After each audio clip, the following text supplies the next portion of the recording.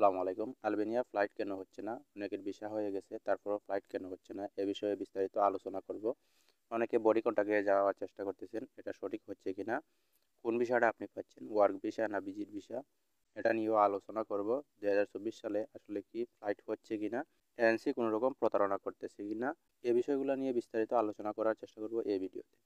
তো Albania flight কেন হচ্ছে না, এই বিষয়টা নিয়ে বিস্তারিত আলোচনা করার আগে আমরা জেনে নেই বর্তমানে ভিসা হচ্ছে কিনা। ভিসা কিন্তু 2021 সালে 22 সালে ভিসা চালু হয়েছিল, অনেকেই গিয়েছিলেন, তারপরে আর লোক গিয়েছে কিনা এটা আমার সঠিক জানা নাই, মনে হয় যায়নি। 2024 সালে শোনা যাচ্ছিল যে লোক যাবে, ভিসাটা খুলে দিয়েছে আবার। এ নিয়ে কিন্তু অনেক প্রচার প্রচারণা হয়েছে, তো এখনো পর্যন্ত ওয়ার্ক পারমিটে কোনো লোক যেতে পারে নাই, বডি কন্ট্রাক্টে হোক লিগেল ভাবে হোক কোনোভাবে লোক যেতে পারে নাই। তার কারণটা হচ্ছে ইমিগ্রেশন সমস্যা। অনেকে বর্তমানে পারমিট নিয়ে আসতেছেন এবং ভিসাও পাচ্ছেন, তারপরে দেখা যাচ্ছে যে আর ফ্লাইট হচ্ছে না। তো এই যে সমস্যাটা, এই সমস্যাটা কিন্তু হচ্ছে ইমিগ্রেশন থেকে। তাদের ইমিগ্রেশনে এরকম কোনো নির্দেশনা দেওয়া হয় নাই যে বাংলাদেশ থেকে লোক গেলে তাদেরকে ছাড় দেবে, এরকম কোনো এখনো পর্যন্ত আপডেট নাই তাদের গভর্নমেন্ট থেকে। এজন্যই ইমিগ্রেশন থেকে ছাড় দিচ্ছে না। ইমিগ্রেশন থেকে ছাড় না দেওয়ার কারণে বর্তমানে এখনো পর্যন্ত ফ্লাইট হচ্ছে না। এই হচ্ছে বর্তমান আপডেট। অনেক এজেন্সি কিন্তু অনেক ধরনের প্রতারণা করে, অনেক কোম্পানির সাথে যোগাযোগ করে ভিসা নিয়ে আসতেছে। অরিজিনাল ভিসা থাকার পরেও অনেকে ফ্লাইট হচ্ছে না, অনেকে যেতে পারতেছেন না। এই যে সমস্যাটা, এই সমস্যাটা কিন্তু হচ্ছে এই কারণে।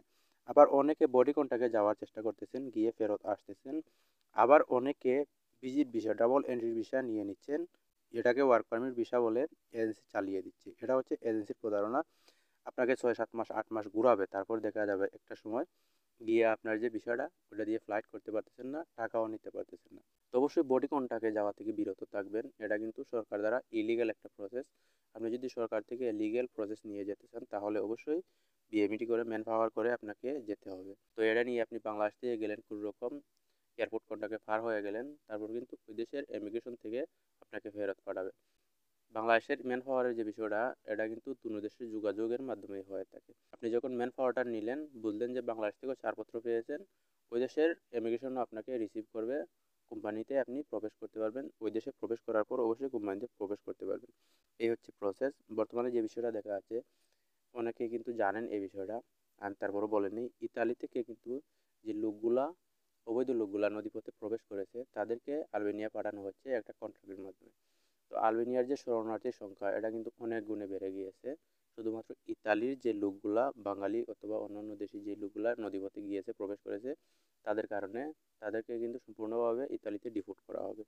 তো আপনি ওই দেশে গিয়ে ইলিগেলভাবে কি কাজ পাবেন, পাবেন না, এরকম একটা পরিস্থিতিতে পড়বেন। তারপর আরও একটা সমস্যা রয়েছে, বাঙালিরা আলবেনিয়াতে গিয়ে থাকে না, ইতালির উদ্দেশ্যে অথবা সেন্ট্রাল ইউরোপের উদ্দেশ্যে তারা পালিয়ে যায়। এর কারণে কিন্তু বর্তমানে ইমিগ্রেশনের যে সমস্যাটা, এটা হচ্ছে। তো লাস্ট আপডেট যেটা আপনাদের বলবো, ভিসা কিন্তু ওয়ার্ক ভিসা এখনো পর্যন্ত চালু হয় নাই। আপনি অবশ্যই আরও কিছুদিন অপেক্ষা করেন, এটা হচ্ছে আমার ব্যক্তিগত পরামর্শ। আপনি টাকা ধার দেনা করে ইউরোপের স্বপ্ন যেহেতু বুনছেন, আপনি ধার দেনা করে ইউরোপের উদ্দেশ্যে রওনা হলেন, তারপর দেখলেন একটা পরিস্থিতিতে গিয়ে পড়বেন আপনি বাড়িতেও টাকা পাঠাতে পারবেন না, আর যে ধার দেনা করেছেন ওইগুলো শোধ করতে পারবেন না, নিজে টাকা খাওয়ার যে ব্যবস্থা ওইটাই করতে পারবেন না। তো আমার পরামর্শ হচ্ছে ভালো একটা দেশ দেখে অবশ্যই যাবেন। আর আলবেনিয়ার জন্য যদি আপনার সুযোগ সুবিধা ভালো হয়ে থাকে, তাহলে অবশ্যই আপনি আরও কিছুদিন অপেক্ষা করেন। তাছাড়া আপনি অন্য কান্ট্রির জন্য আপনি অ্যাপ্লাই করতে পারেন। এই হচ্ছে আমার ব্যক্তিগত পরামর্শ। এটা যদি আপনারা মানেন তো মানেন, না মানলে আপনার যে ভালো ওইটা আপনি বুঝে নেন।